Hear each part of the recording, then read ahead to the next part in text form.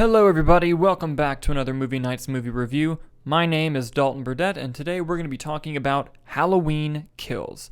This film is the direct sequel to the 2018 Halloween, which is a direct sequel to the 1978 Halloween. Returning from the previous film are director David Gordon Green and writers Danny McBride, and I believe this film has a new writer as well. Scott Teems, that's the name of the new writer on this film. Anyone who's watched my channel for any number of years has known that I really enjoyed the 2018 Halloween film. While I didn't think it was perfect, and I really did not like the storyline it had with the new Loomis, as they name him in that movie. Other than that storyline, I thought that film was really solid. I thought it was a great sequel to the original Halloween, and I thought it was a smart move to ignore the rest of the canon, even though I do have a soft spot in my heart for the original Halloween too. While I was upset when I learned that there was going to be a trilogy of Halloween films instead of just one movie, which I think the previous film could have just stood on its own just fine.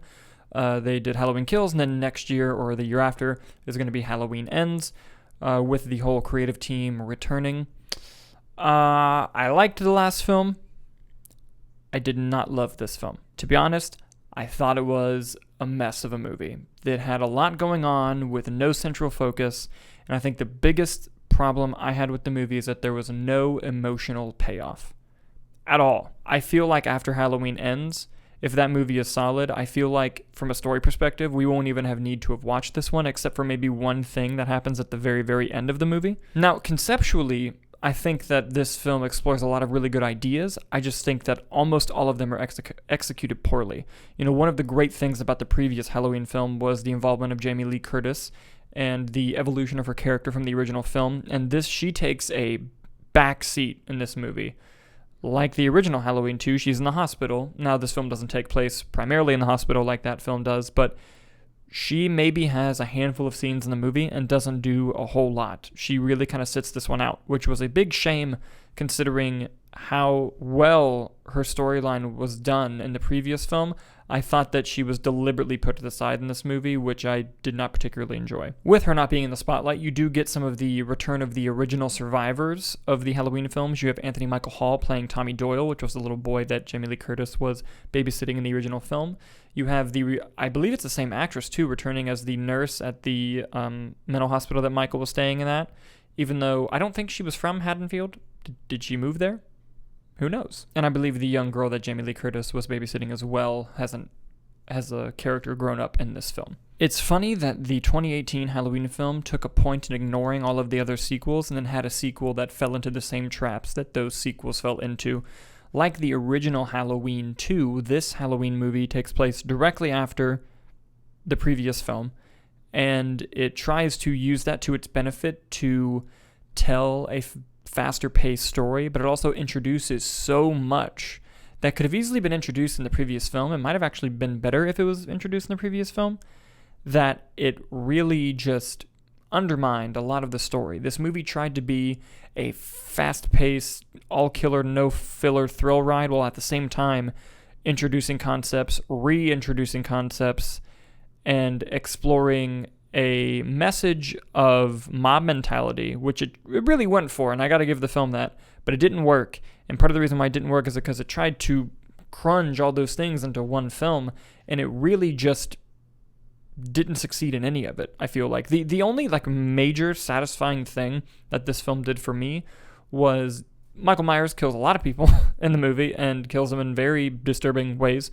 but even those types of kills were not present in the original Halloween film, which is kind of irrelevant, but I'm just saying that's not something that I was going into the film hoping to see was gnarly kills like that. They were gnarly and I enjoyed them, but that's not something that was on the thing I really wanted to see from a new Halloween movie. Does that make sense? And I think the biggest sin that this movie commits is Michael Myers in the original Halloween film is known for atmosphere. The reason why that movie holds up and the reason why that original movie is so scary is because you always feel like he is looking at you. Like you feel that he's always there. Dean Cundy's cinematography even shows him barely coming in through the shadows. Like it's a very, very creepy feeling movie. And that was something that I really had to give the previous film, the 2018 one, because it somehow was able to recapture some of that tone whenever Michael was reintroduced into Haddonfield. And this film doesn't have that at all. It has a lot of comedy, and not that you can't have comedy in horror films. As a matter of fact, I think the previous movie handled its comedy very well. But this one would sacrifice horror scenes with comedic scenes, and it would even set up horror scenes by having the setup be comedic. And it really was off-putting, and the tonal shifts did not work. And it's a real disappointment. Now, there are a couple things in this film that I do like. This is a mild spoiler. This isn't anything huge. I'm not going to give anything huge away in the movie, but mild spoiler in case you don't want to know anything about Halloween Kills.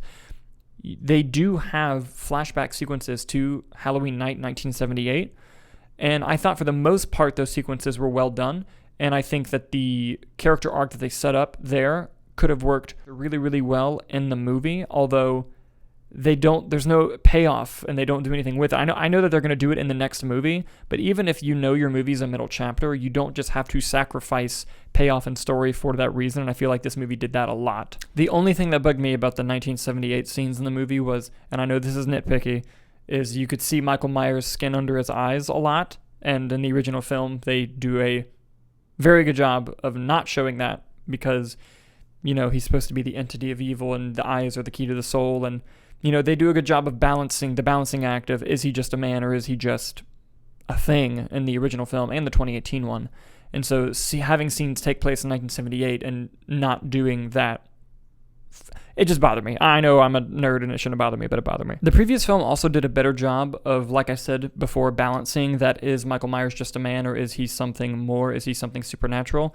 This film doesn't do a very good job of that.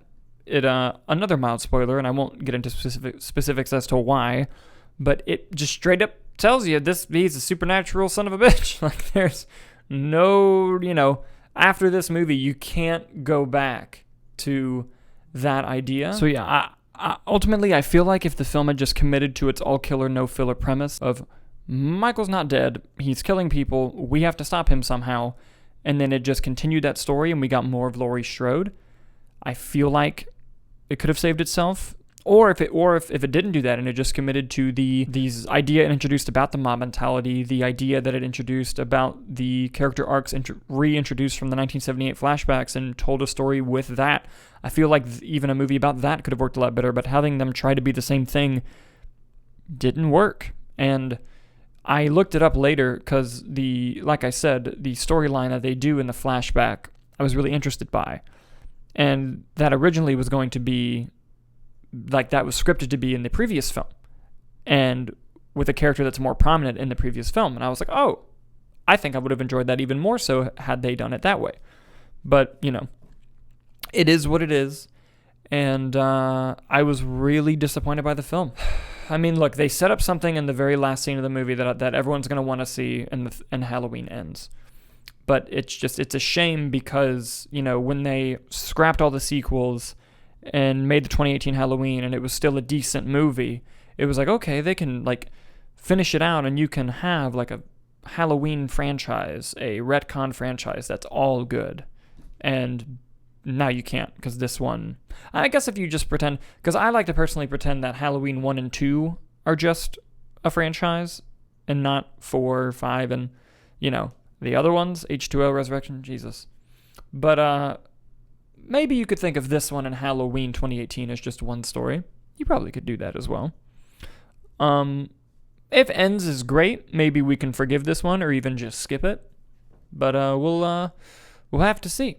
We'll have to see. Either way, I was greatly disappointed by this movie. Although it does introduce ideas that I enjoyed, the execution of said ideas were not done very well, and I'm going to give Halloween Kills a C-. Thank you guys so much for watching, and we will see you next time.